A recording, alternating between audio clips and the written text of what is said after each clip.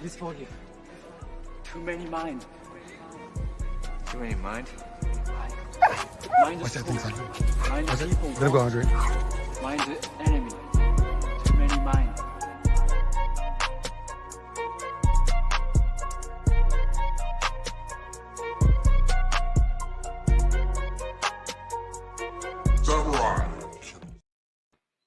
What's good, big dog? You know what it is. It's Dre. Early morning wake up. Just talking about topics and thoughts that come to my head. Yesterday we covered things like being aware of breeders online. Talked about bloodline starting. Talked about breeders having high esteem for themselves. And I want to give credit where credit is due, man. So shouts out to Arrowhead Kennels.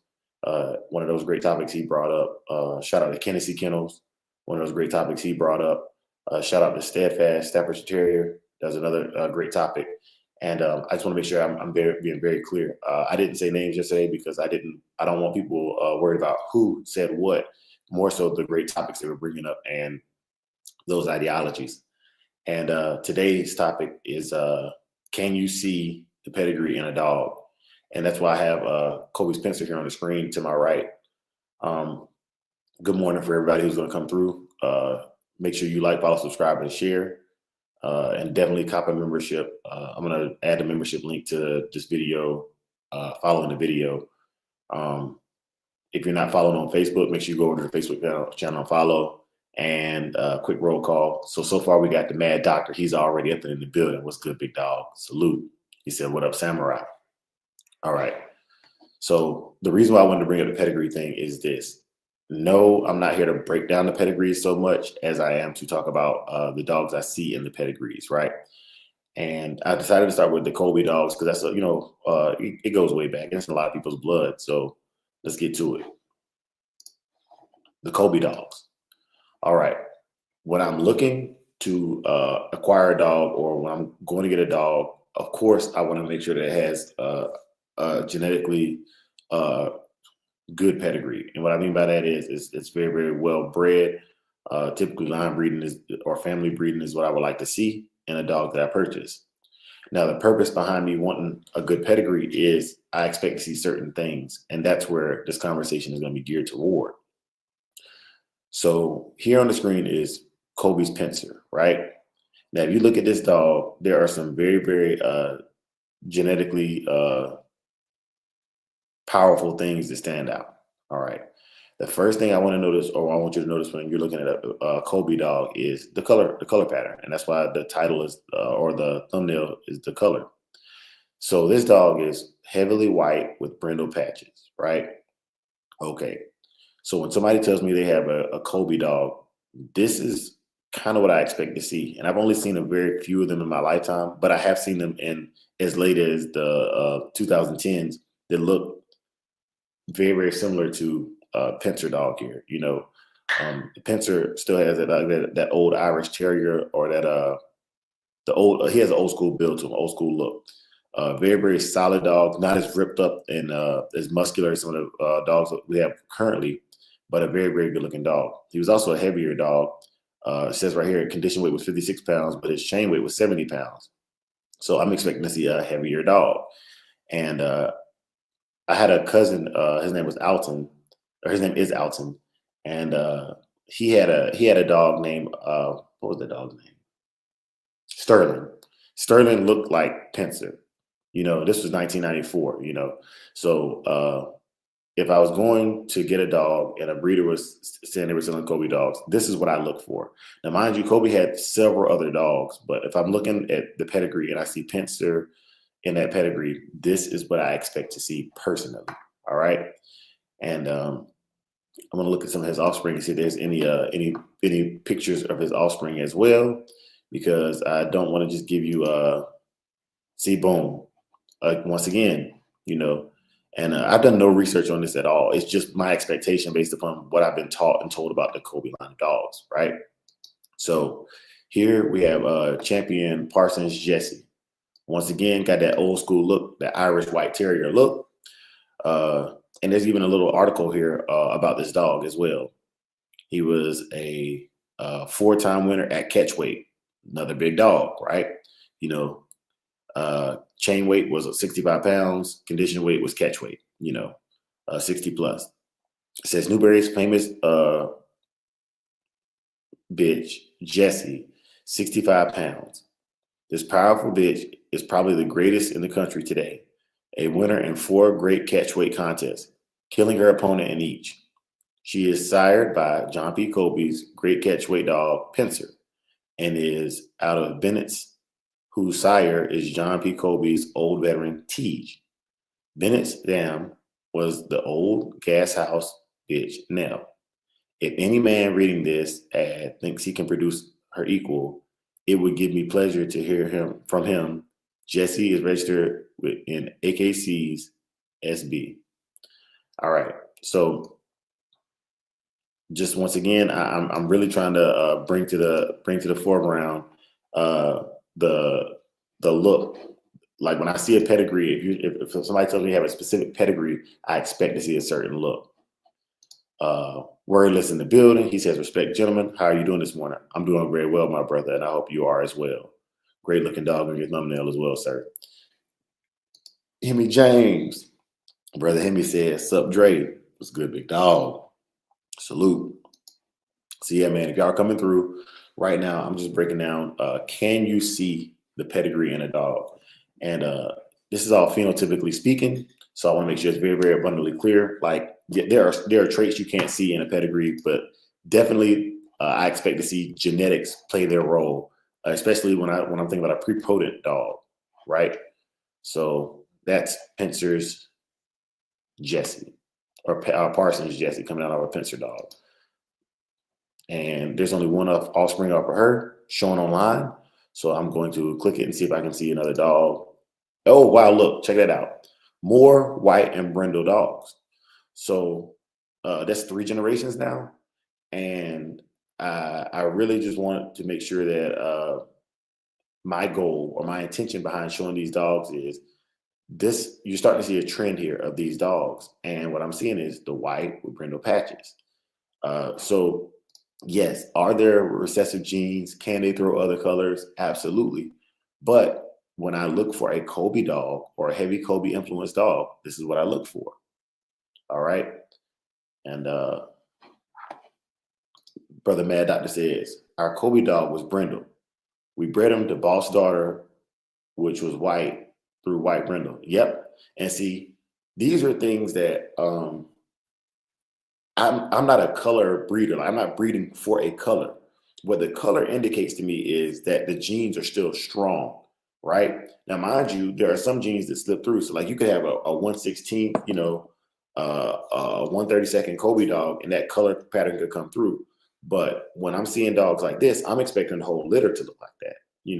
I'm expecting a very, very specific colorway.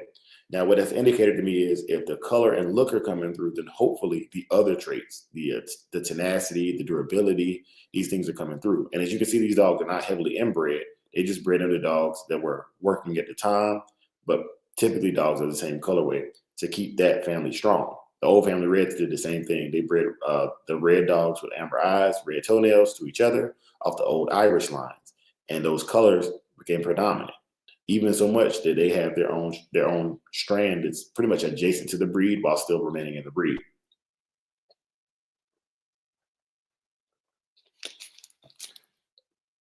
But yeah, that's what I wanted to really, really get into this morning, because this is not so much for the breeders that are breeding and doing their own thing and people come to them. This is more for the sellers and the peddlers. And J-Bo and Nonstop talked about this back when I was driving to the South Bottom show about peddlers. And I think the difference with peddlers and breeders is this. One, most breeders aren't looking to you. And the reason why breeders get into it with peddlers is breeders are breeding quality stock with a specific purpose in mind. Whereas a peddler can get a dog and it could be, they could be calling it a pure Eli dog, and it could look like this dog right here on the screen, which it says is Armitage is Patsy. Now, my guess, it says right here, George Armitage. Now, a little history on George Armitage. Before the Cajun rules George Armitage had a book, and it's called George Armitage's Rules and Regulations to Regulate Dog Fighting. So this is in no way advocate. Let me rephrase this. This is not to advocate or to push people toward dog fighting, but I think there's some history in these dogs that needs to be shared. Now, when I did my senior project in high school, it was George Armitage who I did my research paper on, and that's how I learned about his book on the rules to govern dog fighting. His rules are very similar to the Cajun rules, except with the exception that scratch to win was not a requirement. A lot of these dogs were matched in his day were matched country style or catch weight. Now, country style and catch weight are not the same thing. Catch weight is simply the weight of the dog being greater than 60 pounds. Whereas country style rules were you release two dogs, and when one dog occurred or was killed or stopped fighting, the match was over. Country style was an old school way they used to do it. Sometimes even in the bars, in the coal mines, they didn't have a box. They just let them go. And I really have an appreciation for that style of matching dogs because I personally believe it gives the dog more freedom to decide whether he wants to be engaged in combat or not. I mean, if the dog can see a tree line and he's getting whooped and he decides to take off to that tree line, yes, he's a cur, but also he can clearly see there's an escape. So for two of them to stay there until one of them has departed this world and it has been deleted, I think that to me that shows more of a will to stay there because they have it out. They can get away, you know. So that's my belief in country style rules. That's the kind of rolling that I saw as a kid, you know, watching some of the older guys in my area that were checking them on their rolls. They didn't put them in a box. They let them go and they ensured that the dog would scratch across the football field, right? And so these older bloodlines are geared toward that. As you saw with the previous dog, she killed all four opponents. And so that's a quality you're going to hear with me talking about dogs when I speak about the American Pit Bull Terrier, because for today's purposes, for the legalities of it, when I'm walking my dog, and you've seen in my videos, if you want to go back and watch my videos from a couple Sundays ago, there are constantly Rottweilers and other, you know, German Shepherds and things loose in my neighborhood. So the genetic strand of a dog that will stay there and will pretty much finish an opponent is extremely important to me for the safety of my children, my family, my household, and even my community, because there's some ignorant dog owners here, and you need to have that ability. Brother Genetics Rocking, that's my brother right there, man. Salute to you, brother. Good morning, and welcome to the live. Also, for those of y'all who don't know, I post the links to my lives on my Facebook page. So if anybody wants to chime in, make sure you get over to the Facebook page. Make sure you follow it and make sure you follow it and support. All right. So right there, they stopped posting the PEDs. So I'm gonna move on to the next PED, and I will get that put up for you here in just a second. All right.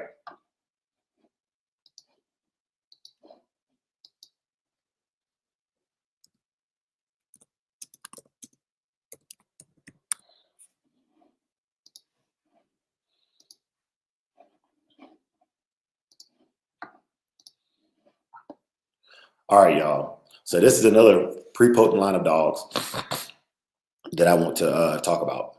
All right. And this is Grand Champion Tance Yellow.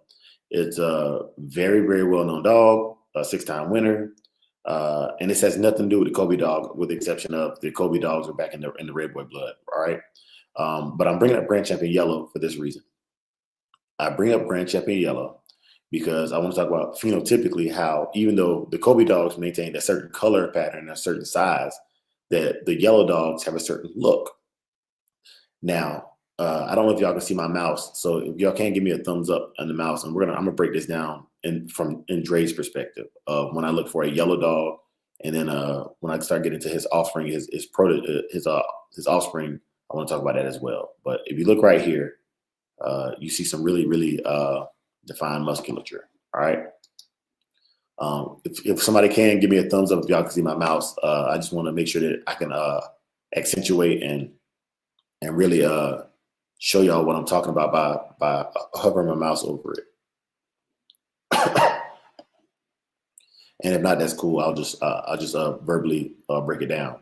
And if you're listening to this on your way to work, make sure you go back and watch it again so you can see the imagery, so you can give me your thoughts and opinions. This is not an end all be all. I'm not here to tell you what to think.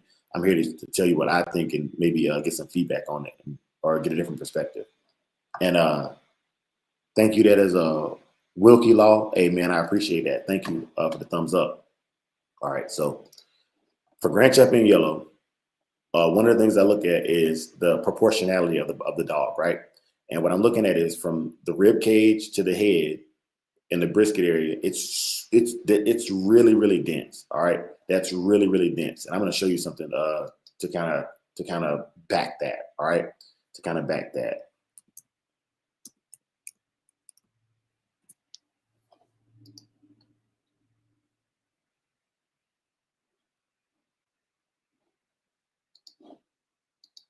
All right, this is Jeep. He doesn't look he looks bigger in the midsection, but the proportionality is not as. Jeep is built like Bruce Lee, right? To me, whereas Grand Champion Yellow has that superhero look. He looks like Superman on all fours to me. Okay, and that's what I'm talking about phenotypically when I look at a yellow dog or the next dog that I'm going to show you. Okay, so Grand Champion Yellow. And then Mayday. All right. And when I'm looking at it, I'm looking at a really, really, like when I see these dogs, I see a really, really exaggerated head and an exaggerated brisket area. And I've done a video on this on TikTok. It's done 22,000 views or 23,000 views so far on TikTok. Like some people agree, even if they don't say it, they liked it, they watched it. And I know people are watching. So I want to give you my thoughts on it. Look at that back end. In comparison, this back end could fit on Jeep, right? Like, physically, that can match Jeep's back end, but Jeep is not this bulky up front at all. Not even close. All right? Not even close.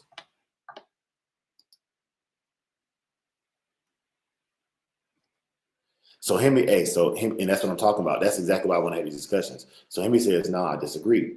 Country rules allow you to leave the dog down, even if it makes all the bad signs in the world. Cajun rules allow you to call a turn to see if it really wants to quit or cur out. I believe the Cajun rules do show more gameness. I believe that Cajun rules are indicative of gameness, but it all depends on the style, right? Like even my pre-workout is called Barnstormer.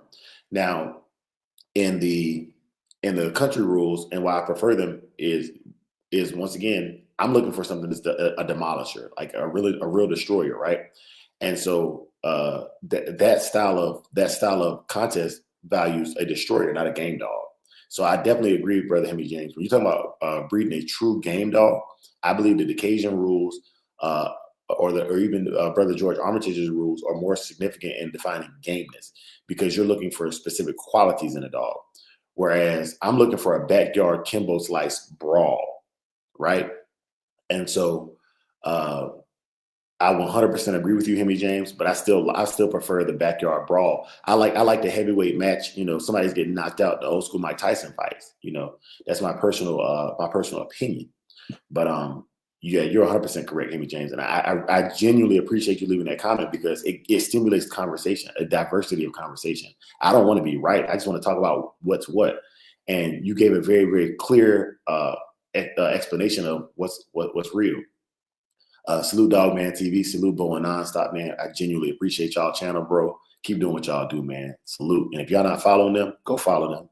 I don't understand how every channel doesn't have the very, very close to the same number of followers if we're all in the same chats. So I implore y'all, this is a call to action, man. If you're not following Bo and Nonstop or any of these other brothers in here that have channels, man, it costs you nothing. Don't be a hater. Orange Juice Jones, good morning. Top of the morning to you. Salute. Good morning. And welcome to our live, Orange Juice Jones.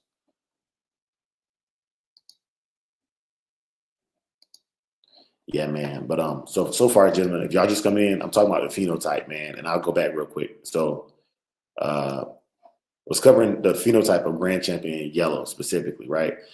Heavy brisket dogs, big-headed dogs, and then I went and got Grand Champion Mayday. Now, I'm going to go, once again, we did 3 generations with Kobe, so I'm going to do 3 generations with Mayday. And I'm going to talk about some things on there with 3 generations of Mayday, all right?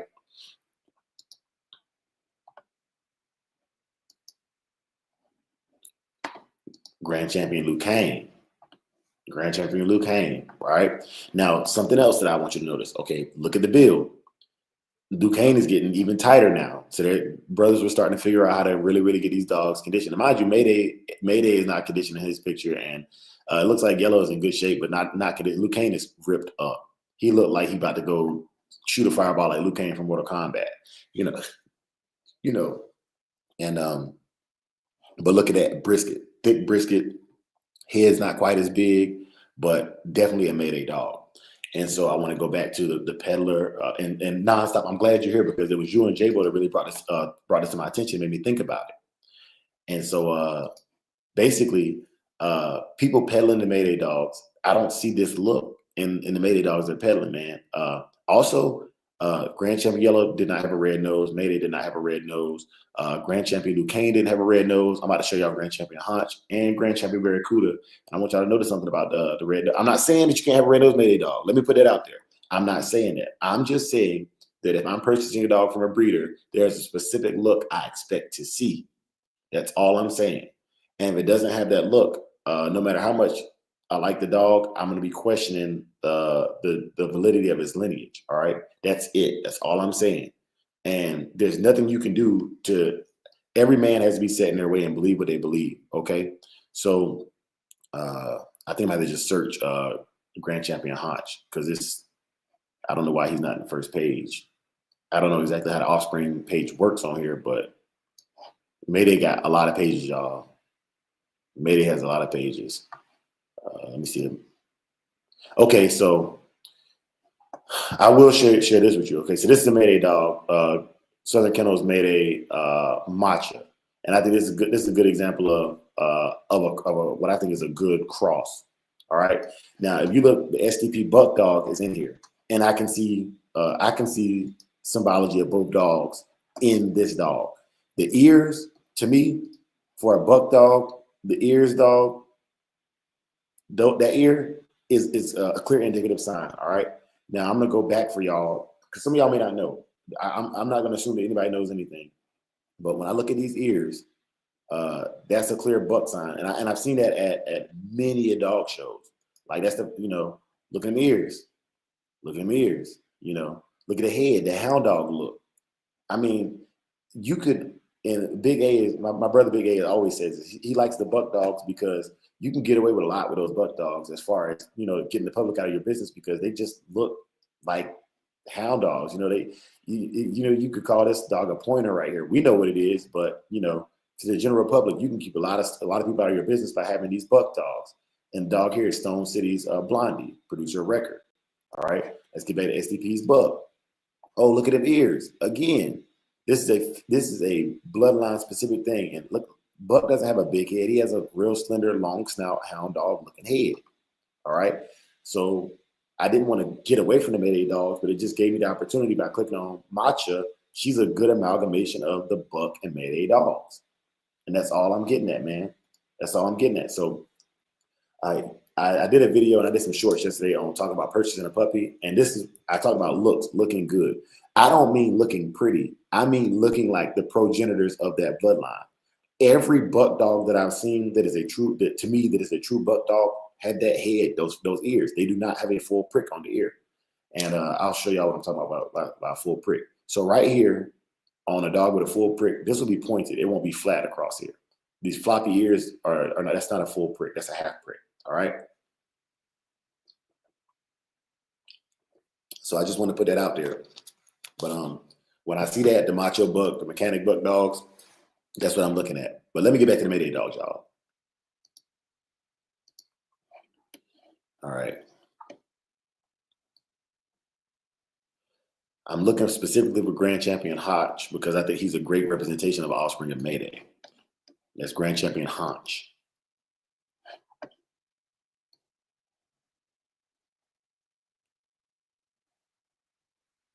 Let me see if they got a picture of Mayday Jr. on here. They do. Once again, he's starting to so let me see what he got here though. So he's double bred Mayday. Yeah, this Mayday Jr. Literally, can't do much with that. But the head is a little bit smaller, but the color pattern is there. Deep brisket, large head, small back end, slope back, Mayday dog, Mayday dog, just at a glance, you know. And I wish I had these pictures without the pedigree there, just to show you like how prepotent those genes are, right? Now, as far as the working abilities dogs, I don't think that look really affects the work. You know, I think that has more to do with the dog, the individual dog, and the handler and owner's ability, conditioner's ability. So I'm not telling you that a dog that looks like Mayday is going to perform like Mayday. Don't ever get that. Don't ever get it misconstrued. What I'm saying is, and what I want to be very, very abundantly clear is that the look, the phenotype is a good indicator that the genes are there. And this dog was also a producer of record. All right, so that's what I'm getting at. All right, that's what I'm getting at. Still haven't gotten the Grand Champion Haunch yet because Mayday got like 18 pages.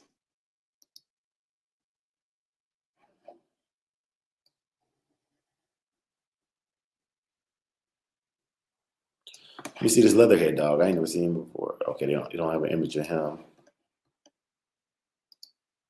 Don't have an image of Blockhead either.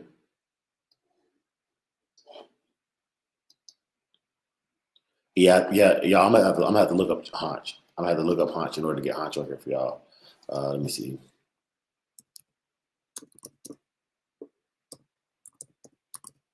But yeah, I think Haunch is a great example of a Mayday dog. Haunch is a little bit smaller in the brisket in comparison to the back end, but Haunch is still brown dog, black nose. Some people call it red, but that's a brown dog to me. All right. And he's coming down directly off Mayday, you know. So once again, ladies and gentlemen, I just wanted phenotype. That's all I wanted to get at was phenotype. Phenotypically looking at this dog, I believe that you can kind of start to see what I'm talking about when I'm looking at a pedigree.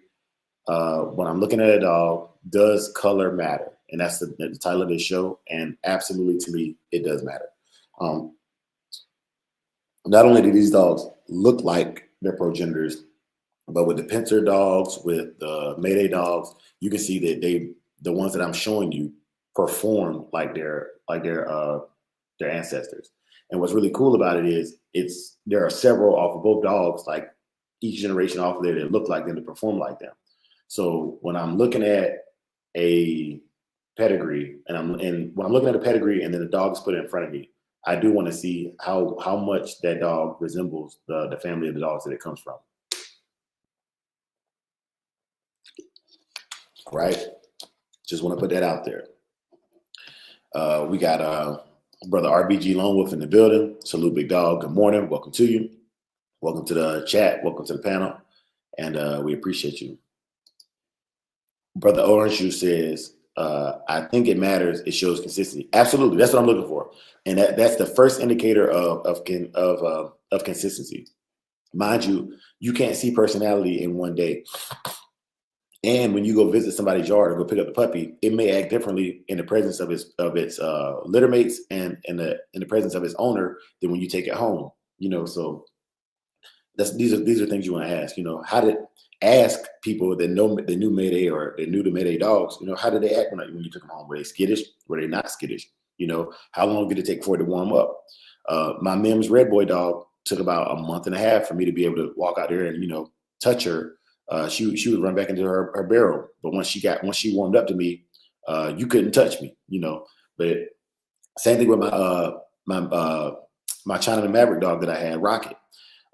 He wasn't skittish at all. He just laid around for the first 3 weeks. You know, of course he was worming and stuff. I wormed him out and everything. But once he got good and he would lay at my feet, I could play Call of Duty for 6 hours drinking Yinglings in the living room, and that Yingling in the living room. And playing Call of Duty with my cousins and stuff. And he would lay there all day. Take him outside, he would pee, poop, and come back inside. He was a super chill dog. But when a stranger came up, he was not a chill dog, you know. So definitely enjoyed that dog. Loved what he brought to me. Loved what he taught me. And yeah. So I'm gonna do one more because I gotta get ready to go to the gym, y'all. As y'all know, I'm trying to get a little bit healthier lifestyle. So starting to go to the gym, and didn't mean to do that, but whatever.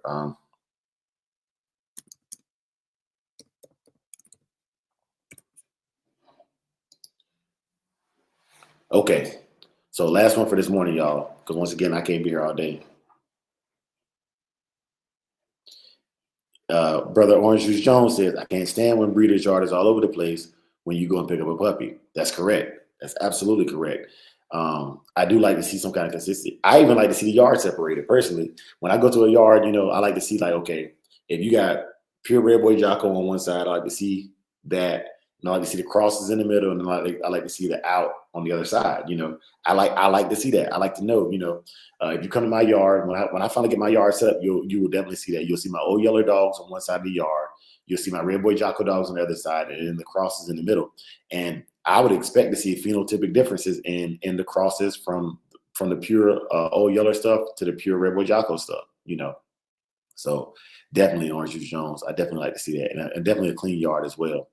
That's why I don't think I'll ever have more than 10 dogs. But yeah, so to wrap this up, y'all, Champion Honey Bunch, well-known dog, but you see that buckskin dog, very, very compact dog, nice, pretty dog, very, very conformationally sound, right? I'm gonna get to your comment in just a second, brother, but I'm leaving it on the screen for now because y'all already know what offspring I'm going to. Y'all already know what offspring I'm going to offer her. Like it's not but Champion Jeep, very, very reminiscent of Champion Honey Bunch coloration pattern. Also a champion, also a registered merit. All right. And then I'm not gonna leave Jeep out there too long because we already seen him today. But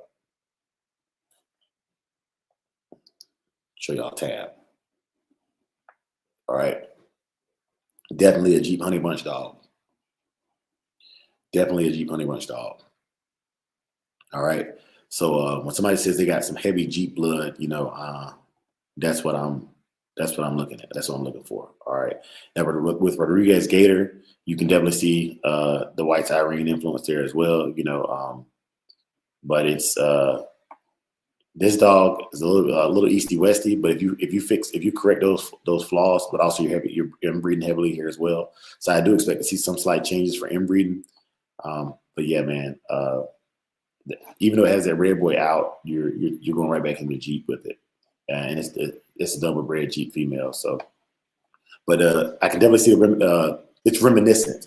This right here is not like it's not as staunch as this to this to this. All right, so definitely want to get that out there. I'm gonna read Brother Orange Juice Jones' comment. And then I'm going to do the Christian watchword because I got to get inside and grab my duffel bag and run to the gym so I can get my workout in before work today, y'all. I hope that y'all have a great day. For those of y'all who are listening in the car, I hope this was a great discussion. For those of y'all who watch this on the back end, I hope that you get something from it. And if not, that's cool too. That's genuinely cool too. There's no smoke or anything like that. It's all love, man. It's all love. Please make sure y'all catch us in the mornings when we're up. I try to get up around 4:40. I get up around 4 o'clock, but I try to get out here around 4:45 so I can get 30 minutes in with y'all, 20, 30 minutes in and just talk and manage what I need to manage. If y'all wonder what I'm doing right now, I'm going through and make sure this video does upload and that everything is square with it before I go to work this morning, because a lot of times when I go live, it takes hours for it to upload after the live stream is ended. Brother John Dembry, salute. I'm about to get out of here, Brother John Dembry, but I did want to say, what's up, bro? And it's good to see you in here. Please go back and watch the replay. It's only about a 35-minute episode. And yeah, but anyways, let me get me pulled up, y'all. Y'all know before we leave, I like to hit y'all with the Christian watchword. For those of y'all who are so inclined, pray with me. If not, you're welcome to leave. No smoke at all. All right. But if you're willing to pray with me, please bow your head. May the Lord watch between you and me while we're absent, one from another. Amen. All right, y'all. Peace, prosperity. And y'all do me a favor. Make sure y'all hit that like button. Make sure you subscribe and share. Help me grow. Right now, we're at about 3,900 subscribers. I would like to hit 4K by my birthday. My birthday is April 4th. Also on Facebook, we're at 494 followers. I need 6 more followers to start to reach my goal before my birthday on Facebook. So if you know somebody who might be interested in the content and the things we talk about over here, please share it to them. Let them know, like, hey, man, you know, the brother's just asking for a little bit of help, and genuinely that's what I'm asking for. Salute Dickie Foster. I know you'll be through here a little bit later on, man. Salute Hard Finished Kennels. Salute all the brothers that normally come through here. Salute all my members. And we out, man. Peace.